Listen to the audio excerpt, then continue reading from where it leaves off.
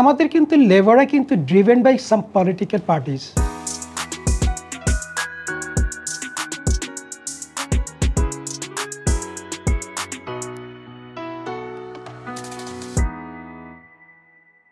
Labour low থাকবে, এটা আমাদের কিছু চ্যালেঞ্জ আছে। আমাদের জিএসপি যে আমাদের নেক্সট যেটি ইউরোপিয়ান থেকে আসছে, ওগুলোর কিছু কমপ্লায়েন্সেস এগুলো করবো। কারণ এখানে আরেকটা বলা আছে যে একটা ফ্যাক্টরিতে সর্বোচ্চ 5টা ইউনিয়ন হতে পারবে। এখন ধরেন একটা ফ্যাক্টরিতে 5টা যদি ইউনিয়ন হয়, ওই 5টা ইউনিয়ন থেকে আবার ভোট করে তারপর একজন স্পোকম্যান আসবে মালিক পক্ষের সাথে কথা বলতে। আপনি জানেন বাংলাদেশের কালচার, আমি যদি বাংলাদেশেরটাই বলি, আমি পার্শ্ববর্তী দেশের কথা বলবো না, আমাদের কিন্তু লেবাররা কিন্তু driven by some political parties.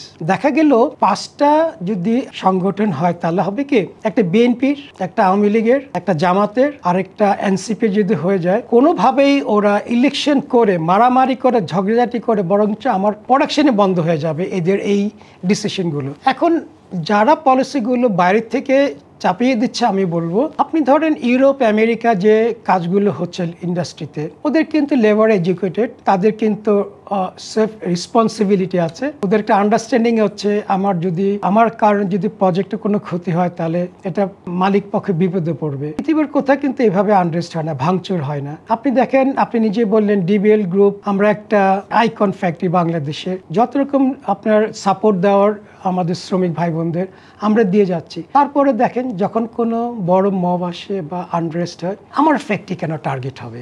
আমি ওদের জন্য কি না করি? আমার ধরেন আমার ফেয়ার প্রাইস শপ, যেটা আমাদের অনেক জায়গায় আমাদেরকে দেখে এটা ফলো হচ্ছে বাংলাদেশের অনেকগুলো ফ্যাক্টরিতে, কিন্তু দেখা গেল ফেয়ার প্রাইস শপটার মধ্যেও আপনার কিন্তু ভাঙচুর হচ্ছে। আমার পুকুর থেকে মাছ ধরে, মাছ বাজার মূল্য যেহেতু 80 টাকা কেজি থাকে, ওটা আমি 60 টাকা দিয়ে বিক্রি করছি ওদের কাছে, আমার ফ্যাক্টরির ভিতরেই, গেটের ভিতরে। এই ধরনের অনেকগুলো সাপোর্ট দিচ্ছে, স্যানিটারি ন্যাপকিন থেকে শুরু করে মেয়েদেরকে হাইজেনিক স্বাস্থ্য ভালো থাকলে আমার প্রোডাক্টিভিটি বাড়বে। দুঃখজনক হলেও সত্যি যে আমরা এত কিছু করার পরও আমাদের ভাঙচুর হচ্ছে। সো আমার যেটা মনে হয়, লেবার লোটা যদি একটু স্লো করে আর একটু এডুকেটেড করে আমাদের এদেরকে লেবার ভাই বোনদেরকে আরেকটু ওদেরকে কনভিন্স করে, ওদের কিছু মোটিভেশনের ব্যাপার আছে, ওরা বুঝে। কিছু কিছু শ্রমিক যে বুঝে না তা না, কিছু দুষ্ট লোক আছে। আরেকটা বললাম পলিটিক্যাল ইস্যুস, ওটার জন্য আমাদের সবচেয়ে বড় চ্যালেঞ্জ আমি মনে করি এই 4-5টা যদি ইউনিয়ন থাকে।